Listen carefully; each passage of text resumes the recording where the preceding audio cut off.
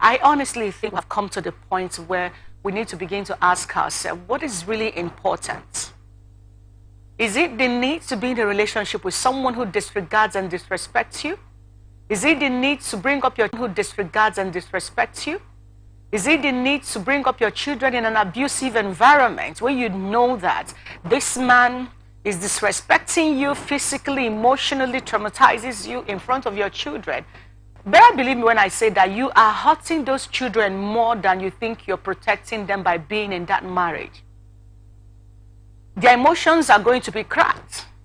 Every time, imagine a little girl growing up in such a home. Every time she sees a man, because remember that as a father, as a male figure in a home, you're the first male role model for that child.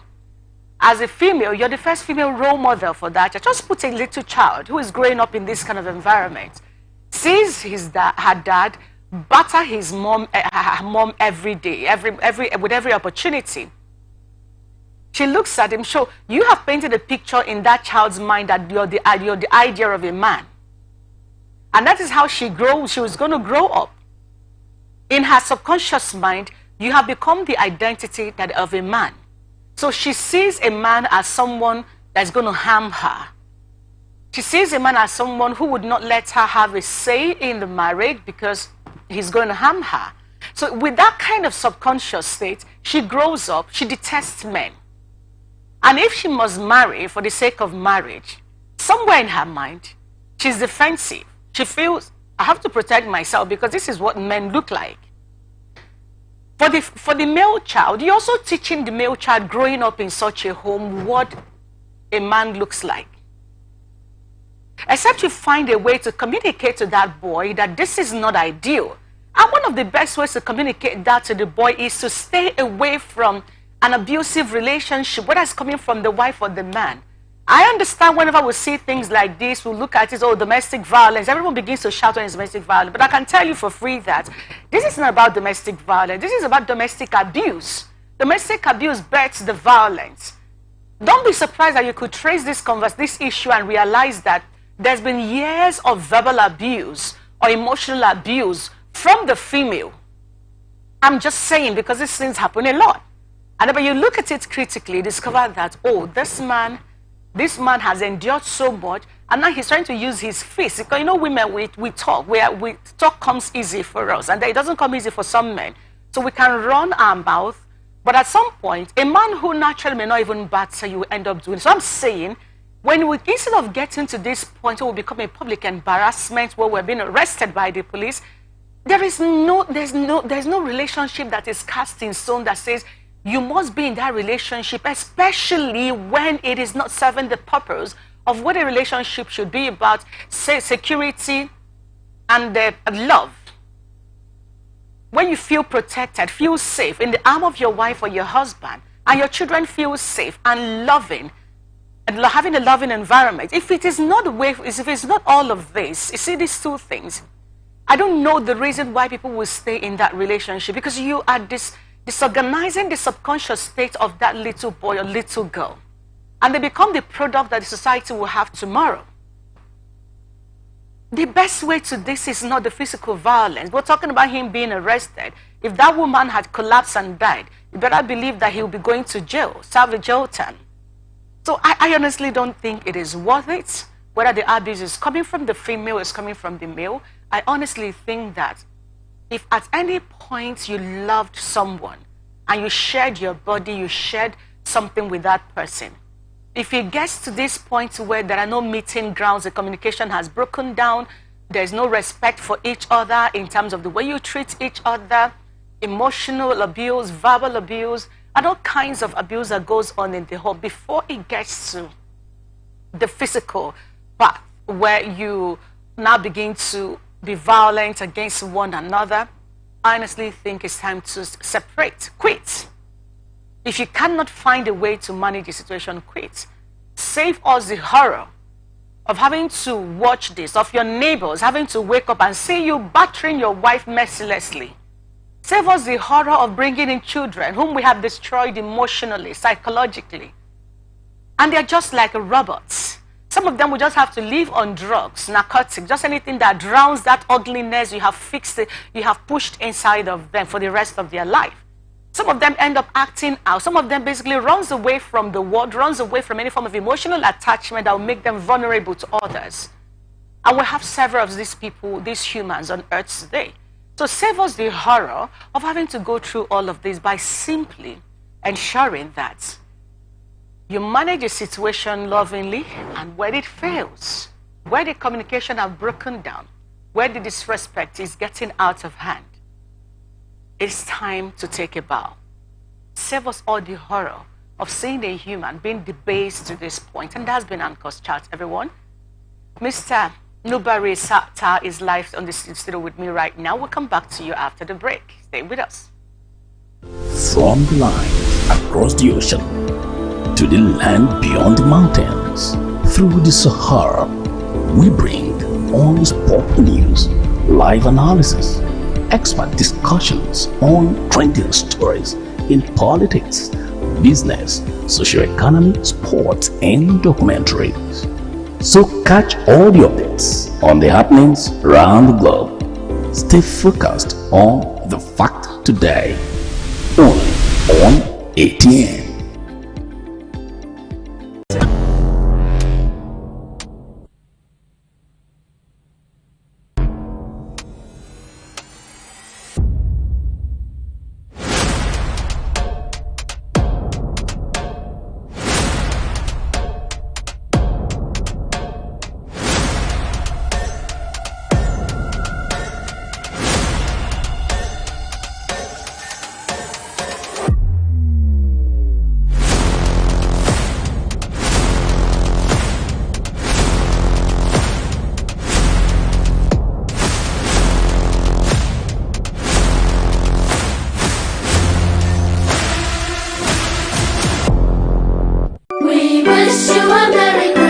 It's Christmas season! Hooray! A time to make merry with loved ones, a time to give thanks, and a time to be a blessing. May your holiday season be filled with joy, laughter, and beautiful moments. From all of us in Morrison Communications Limited, Wish 99.5 FM and Atlantic Television Network, we wish you a Merry Christmas full of amazing experiences. Cheers to a beautiful year end.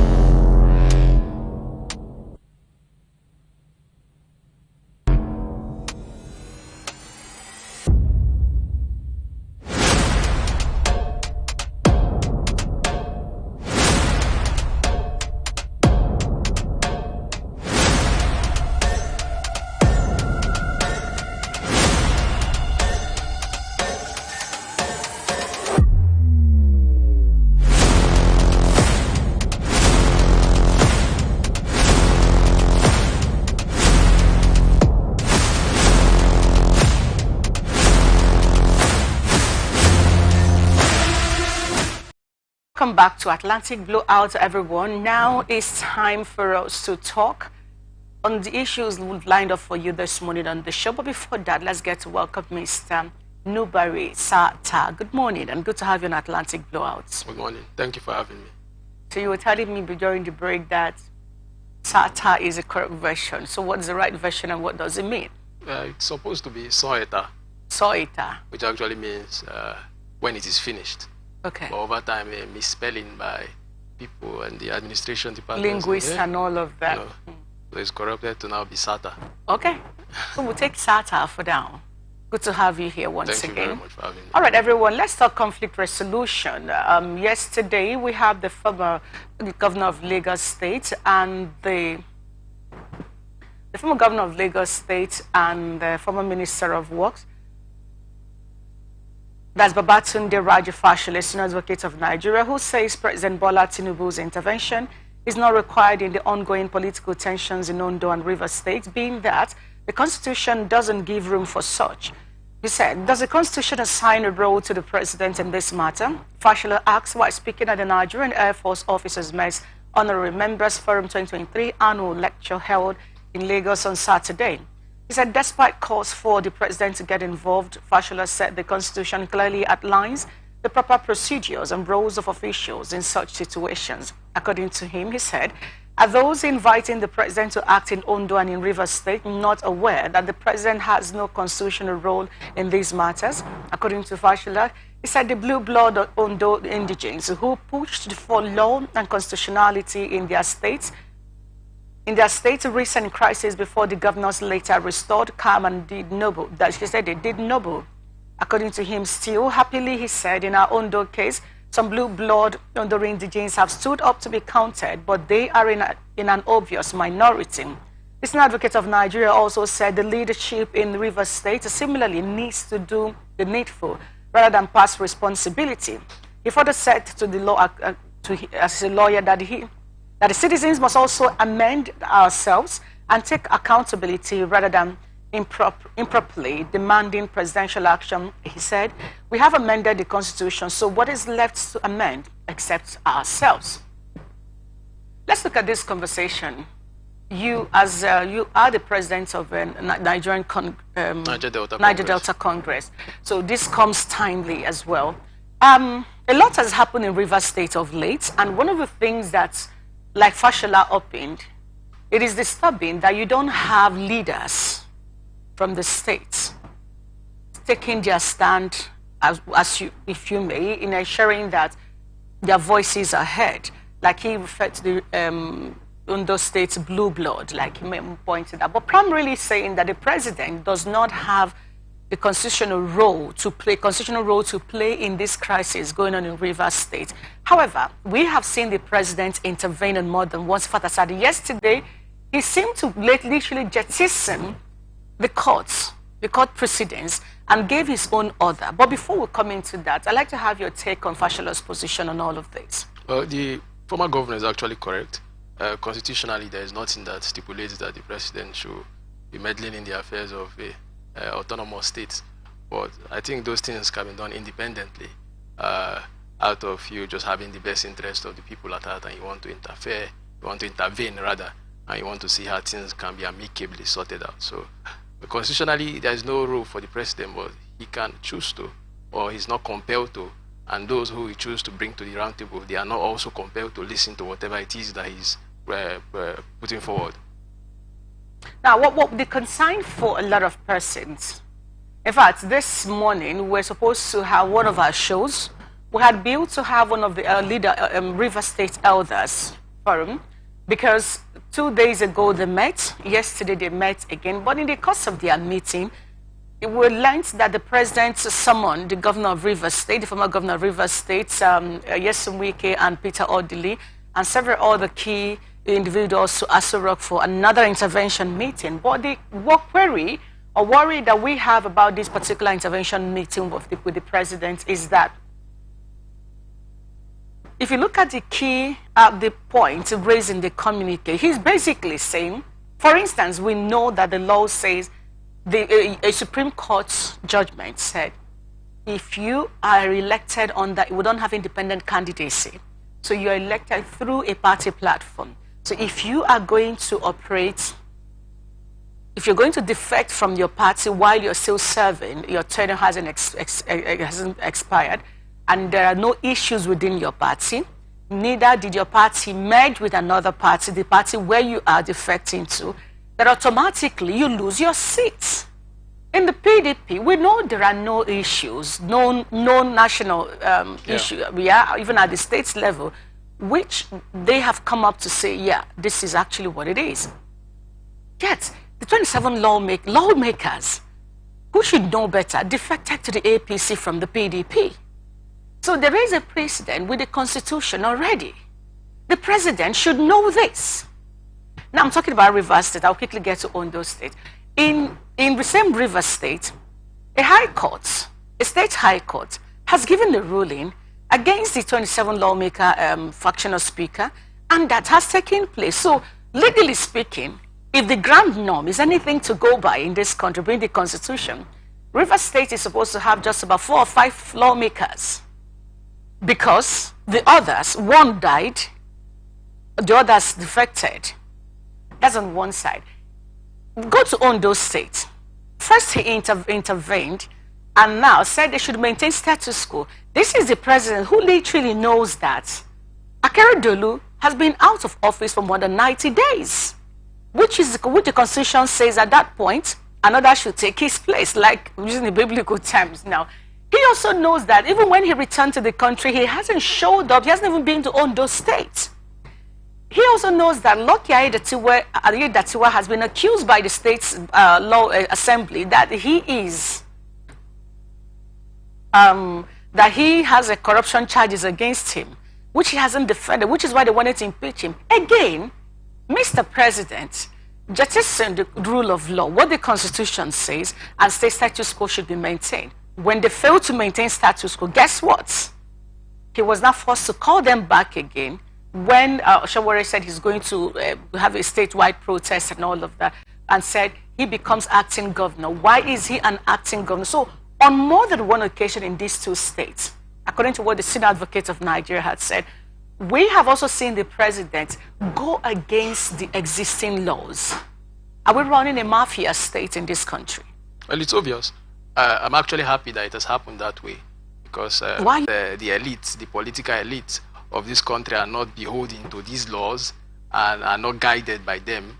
The people begin to think of ways to actually change the system, because what we have now is a complete state capture, and with every day that goes by it becomes more clear, and that needs to be very, very, very glaring to the people to see how it can jolt them back into reality, see how it can push them into taking the necessary actions that need to be taken. That's why I say it's a good thing. I will tell you why this is disturbing for everyone watching right now. Having the president discard the Constitution and what the Constitution says glaringly before the whole country. This is looking worse than what we had in President Buhari's time, the administration, because look at the issue of Ondo State and the Rivers State. This is clear that this man, our president, does not have regard for the Constitution. So they have signed, well, whatever they have signed. Is Wike going to be the one to talk to Edison A here right now, considering what had happened between them? Remember the accusation Boma Good had made? Yes. Boma Good had made? Yeah. None of this was looked into, considering all the factors involved. And you just said, you, do this, do this, do this. So again, like I questioned and you said that's correct. We're basically looking like we're in a mafia state. But how do you control these other parties? Well, it's simple that the APC government at the national level is basically in control of Rivers State at this point in time. Like you posited correctly, there is no recourse to the Nigerian Constitution, because you are declared vacant. By-election should be conducted, and if they were to emerge, then no problem. But that's the natural course of events. But you have a president in a democratic government that's issuing orders, basically almost like decrees like you had in the military days, telling the governor to withdraw his case from the court, saying that all the 27 or 25 lawmakers are going to be recognized, mandating him, or rather compelling him to bring back all the commissioners, compelling him to 25 lawmakers. So we have a constitutional impasse here. But it's obvious that the people who are leading the country do not care about that. The only thing they care about is about protecting their interests. And unfortunately, you have a governor who should be independent from the federal government of a state as important, as strategic to the Nigerian Federation as Rivers State, appending his signature to that document. It's actually unfortunate. When I saw it last night, I was gobsmacked, because you expect that anybody who should be governing Rivers State is somebody that should have that independent thought, should be independent in action, and should not be somebody that can be forced to acquiesce, forced to kowtow. But that's what has basically been made clear now. So it's obvious that we are running a puppet government, and whoever it is that is running the affairs in Rivers State is doesn't matter. It is what exactly they want to put into play that will be put into play, and it's unfortunate. It's important that the Rivers people be aware of this and know how to move going forward. So first and foremost, Rivers people were clamoring when this issue came up, and they said, listen, we don't want a third-term government through former Governor Nyesom Wike. But now, why Rivers were crying for crying against a third-term government in Rivers State through Nyesom Wike? You now have the president basically calling the shots. What happened in Rivers State? If this is the right picture, what I've just painted, if this is the right picture, care to explain how we can have an actual governance in this state? Well, it's obvious that we can't. We can only get what the powers that be, what the puppet master wants, to actually be in play in Rivers State.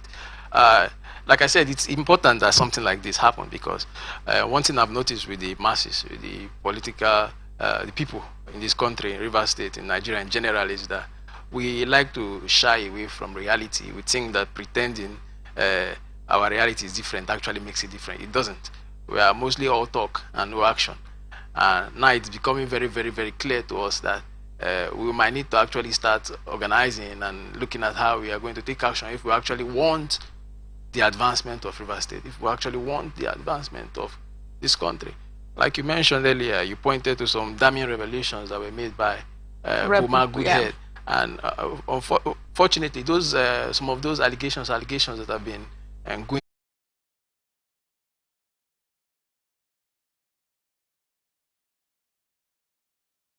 at the United Nations. So from what we are seeing right now, that money was actually paid, because apparently Shell has now left Ogoni and has handed over OML 11 to the Nigerian government. And from what is also on ground, the former governor, Nyesom Wike, played an important part in negotiating and brokering that process. So now we have $300 million, over 360 billion naira. If I understand this correctly, this 300, you are an Ogoni man, and saying that you had a conversation with Mr. Legbosi Piabara, of course we know who that is, and that he raised this at Geneva, one of his meetings involved. Yes. And she said, I'm not running away. I'm a 7-rep member. I'm in Abuja. Get to me. I have more information where that is coming from. Now, at the point where we're expecting the president of Nigeria to stand up and be counted for once, the IGP to stand up and be counted, the NSA to be counted, stand up and be counted, or the DSS, all of these men manning these institutions ignored that, and then boom. That's why put everything on hold. Status quo is maintained. It's a good thing, because Nigerians get to see, Rivers people get to see. Fashola made this statement over the weekend, but it was published in the news as at yesterday, and that was the point where the news from the president also came up. And then you're asking yourself, is Fashola driving at something that is beginning to play out before us right now? I don't know what he's driving at here. Fashola has been an integral part of the current political system. Supposedly. Not supposedly, yes. He was the governor, the person who actually replaced Governor Tinubu. He was a minister under the former AP. I just told you that the death of one of your men, that somebody who is in the FCT is involved. The person who made the accusation is in the FCT. And we're told that, or Ogonis were told that money that belongs to them is in the coffers of the former governor, and now the FCT. Is there anything? There is. Everything, the power lies in the people. The people are the most powerful. But unfortunately, the people seem to have acquiesced to it. There is that self-doubt. They do not believe that they can act against them. Well, denying Ogoni that died in the course of fighting for their rights. What has become of their memory today? Aside of the Ogonis, every 10th of November standing up to say, we remember our heroes. What has become of that? Has it changed the life of Ogonis? With all the agitations, all the presentations, all the trips to Geneva by the Ogonis, has this changed anything? There are two ways to look at this. Now, if you look at the Ogoni nationality is, in Nigerian parlance, a minority nationality, even within the Niger Delta region.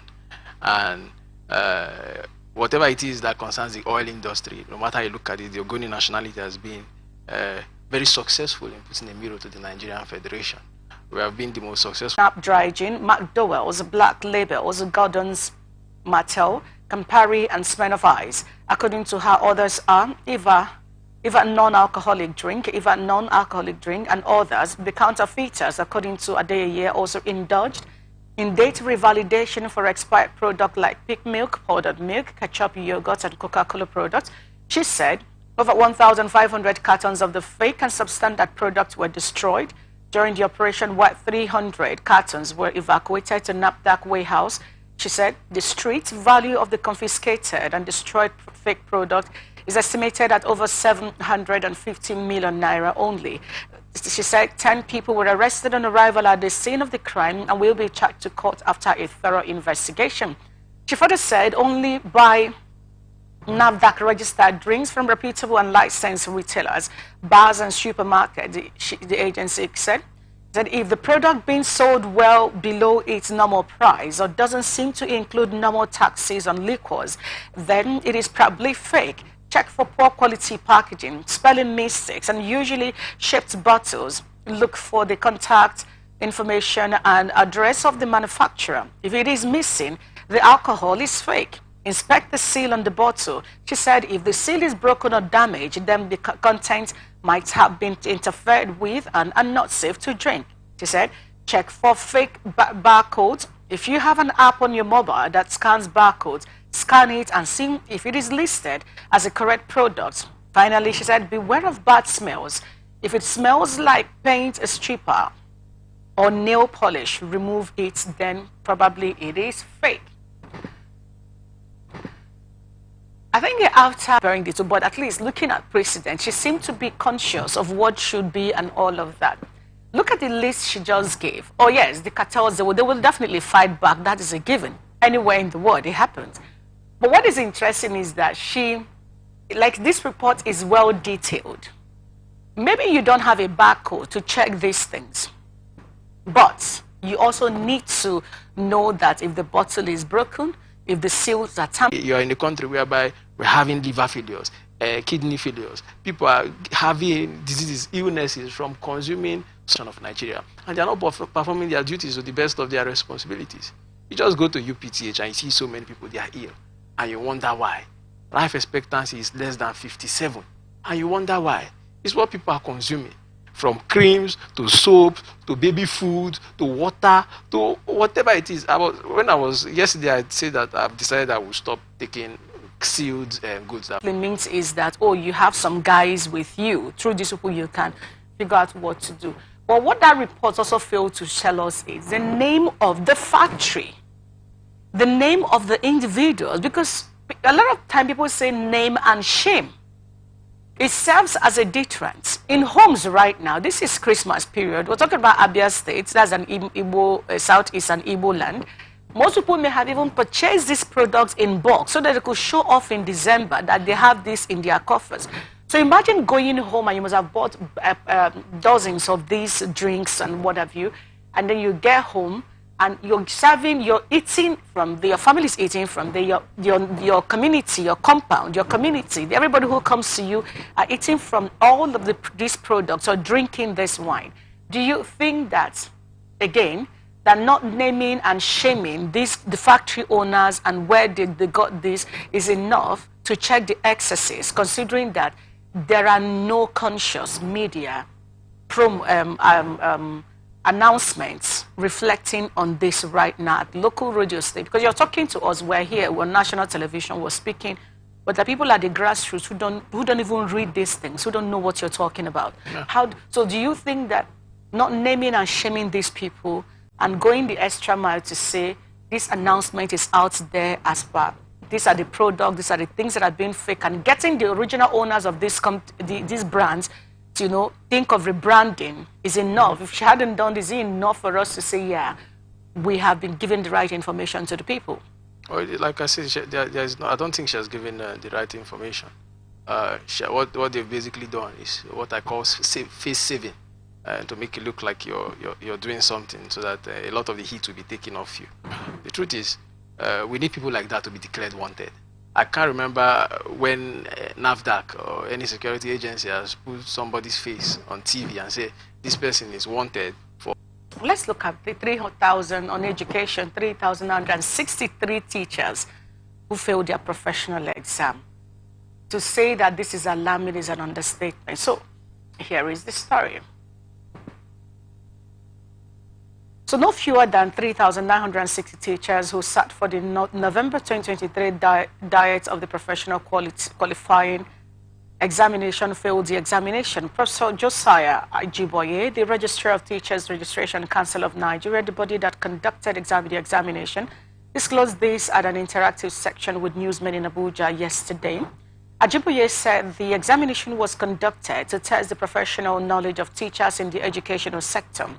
Ajiboye also said that other candidates were absent at the examination while others had their results concealed due to examination malpractices. He assured that the council would continue to work towards the improvement of the teaching profession in Nigeria. 3,963 teachers failed professional exam. How alarming is this?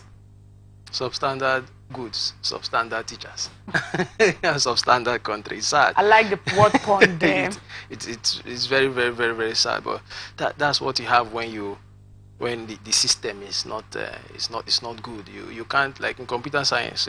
There's what we call garbage in, garbage out. What you see is what you get problems. So until we sit down and address the structural problems that Nigeria we have as a country, we are going to keep having this thing. I'm waiting for a day that they are going to actually do the ones for medical professionals. Then we are going to find out how many substandard or fake medical professionals we have in Nigeria. We have, even the ones that may have treated us. I'm telling you. All right, it's still on the issue on education. NANS has something to say, and they are basically saying, you see, President Tinubu, the sexual harassment bill has to be signed into law, and this is very crucial for them. So, according to the NANS president, according to the reports we have here,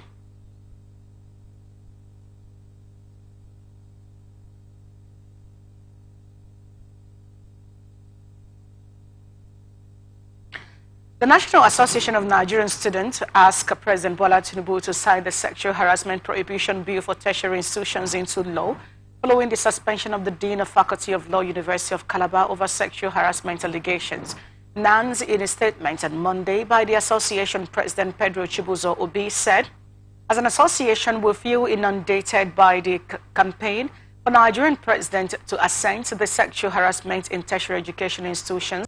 He said it is very important for the president to give his assent to the bill as a long-lasting measure towards putting an end to this pervasive practice in our tertiary institutions by branding lecturers who have turned themselves to beasts. The president must assent this bill because our campuses are gradually becoming notoriously unsafe and hostile for our female students. Obi said, we believe that once the bill is assented to, it will help curb this evil menace, which is gradually becoming an impediment for the girl child to access education. The Unical uprising against one law professor Sirin Difon and the Nnamdi Azikiwe University Oka is still fresh in our memories. We believe that if the bill had been assented to, these randy lecturers would have had their days in court and serve as deterrents for others.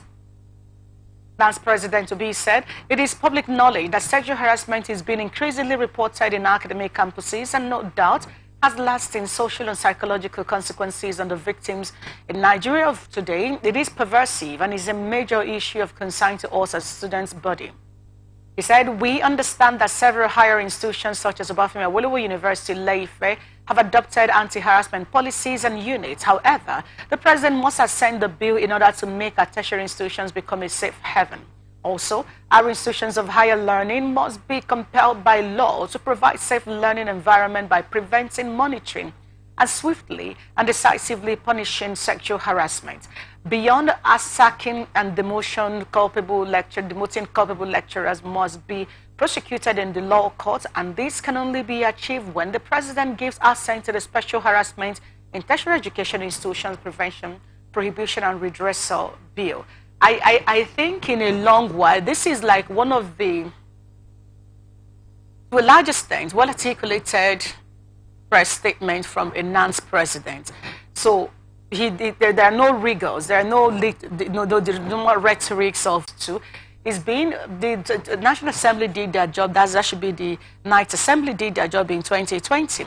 The big question in our mind then is, with the reports of text for grades and documentaries and all of that, with the reports of sexual harassment in universities for the girl child, even for the boy child, who knows? Until they tell their stories, nobody may really know that. What do you think is delaying the assent of this bill? Well, I can't tell for exactly what is delaying it. The president, his handlers probably have that answer with them, but I think it's something that should be assented to as soon as possible. And like you said, I agree. This is it's been a long time that we had NANS that's been this, not been this, this is the first time I've seen it, that is this specific, that is been direct, especially on issues that concern students. And yeah, it can change. Going beyond the president assenting to that bill, it's important that we also look at enforcement, because even prior to that bill being passed, but the problem is that it's difficult for Nigeria is almost, let me not say almost, it's basically a lawless country. There are laws that are not being enforced. You have people who are free to do whatever it is they want to do because they have it at the back of their minds that there is not going to be consequences for action. And with precedence is there. So many people have done stuff and they've gotten away with it. So it gives people that courage, to want to do similar stuff because they have that feeling that they are going to be covered, they are going to be protected, and they are going to get away with it. Going beyond, like I said, assenting, and also going beyond, enforcing the law. Whether we like it or not, NANS is a very, very, very important body.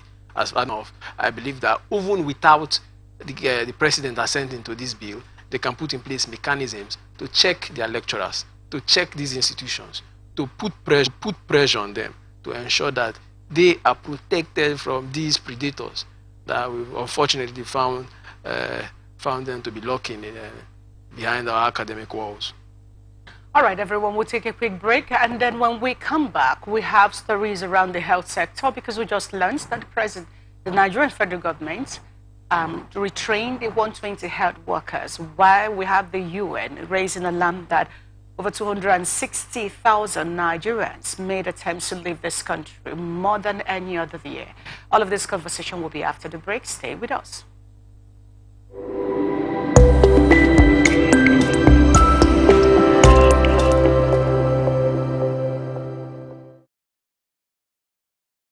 From the line across the ocean to the land beyond the mountains, through the Sahara, we bring on sport news, live analysis, expert discussions on trending stories in politics, business, socio-economy, sports, and documentaries. So catch all the updates on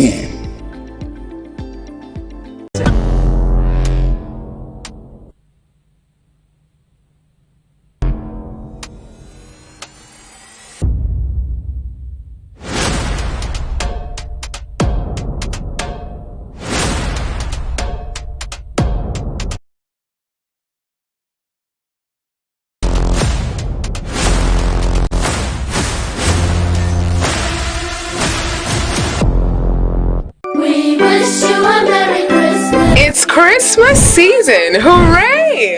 A time to make merry with loved ones, a time to give thanks, and a time to be a blessing. May your holiday season be filled with joy, laughter, and an Atlantic Television Network. We wish you a Merry Christmas full of amazing experiences.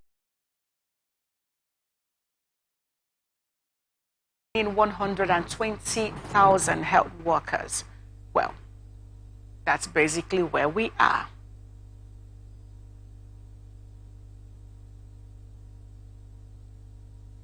Well, according to media report, the Minister of Health, Professor Muhammad Ali Pate, says federal government is committed to restraining of 120,000 frontline health workers at the primary health care level, involving community health workers, nurses, and midwives to serve Nigeria's population in health sector. Professor Mohammed said this today at the Northern Traditional Leaders Committee on Primary Health Care Delivery Forum Water Review meeting held in Abuja. According to him, Mohammed, he said, President Bola Tinubu has signed a compact between the federal, state, government and development partners to advance women and children health abuses, improve immunization coverage through the primary health care system. The Executive Director, National Primary Health Care Development Agency, Mr. Muyi Aina, gave an update on phase 1 of the HPV vaccine, saying over 4.7 million girls have been given HPV vaccine in a struggle to end cervical cancer across 14 states, including the FCT. Here is the report. Some of what we are going to do in the period ahead includes building the frontline health workforce. We are planning, in fact, as we speak, preparations are underway for retraining of 120,000 frontline health workers at the primary health care level. Over the next several months, you will see some of those being trained, and they're already in place. It's a community health trained, and they're already in place. It's a community health workers, nurses for the period. These girls, thank you. These girls are now protected from future risk of cervical cancer. Even though there was some pushback by anti-vaccine campaigners in the beginning, with your help, we were able to get accurate information to our parents, to guardians, and the adolescents themselves. The work is not finished, sirs, and we count on you to continue to let our people know that the human papillomavirus vaccine is safe and highly effective against cervical cancer, especially as we plan to expand to the rest of the states in the new year. I am aware of the challenges that persist in our PHC delivery system. However, I believe, as many of you have taught us, that challenges present opportunities for innovation, and all traditional leaders across the country, together we can overcome these challenges and usher in a new era of health and well-being for our people. That's one of the conversations. That provide them better working environment. Why is this not part of a major conversation in the health sector? Well, I want to first of all applaud that plan. A lot of numbers. You know, in this country we like numbers. We would like to put it out there. Implementing is a different ball game altogether. 4.something million girls vaccinated for the cervical cancer. You see, just like that, number of issues as far as health is concerned in this country. If you look at the multidimensional poverty report, you realize that access to healthcare is very, very, very limited. Not many people have access to healthcare in this country.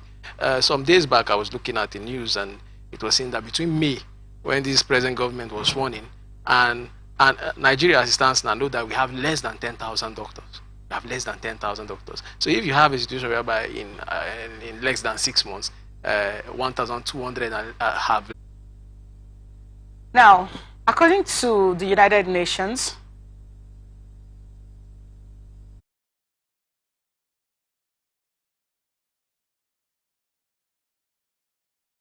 the bulk during the media parley on Monday in Abuja said, this 2023 number is the highest number we have ever had.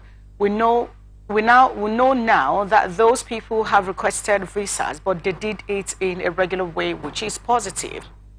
He said the United Kingdom is the #1 destination for those 260,000 who came to us. It represents 80%. The rest is the United States, Canada, Australia, and some other European countries. The IOM chief, however, said, we expect that the number may decrease next year because some of the decisions taken by some states.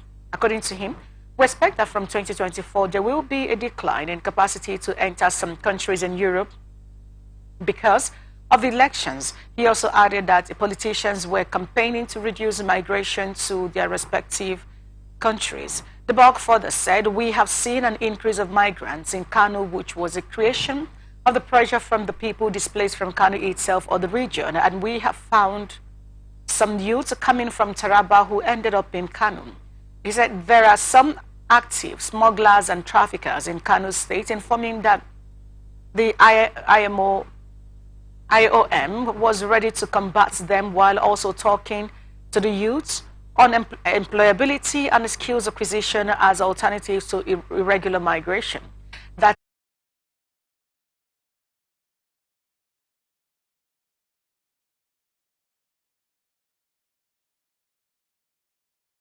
and all of that into the CNG gas as a cheaper version becomes a thing. But our next story is basically going to look at the impact of all of this government policy, particularly the fuel removal and the CNG gas issue, because right now the National Assembly Joint Committee are asking for the ministries involved. Where is the 5.8 billion naira for the CNG initiative fund? We'll bring funds for the implementation of the CNG conversion kit in the 2024 budget proposal for the Federal Ministry of Petroleum Resources. He said, we are aware that on the 1st of October 2023, the President of the Federal Republic of Nigeria made a promise to Nigerians in a speech where he stated unequivocally his resolve to ameliorate the sufferings of the common man by introducing palliatives to cushion the effects of the subsidy removal.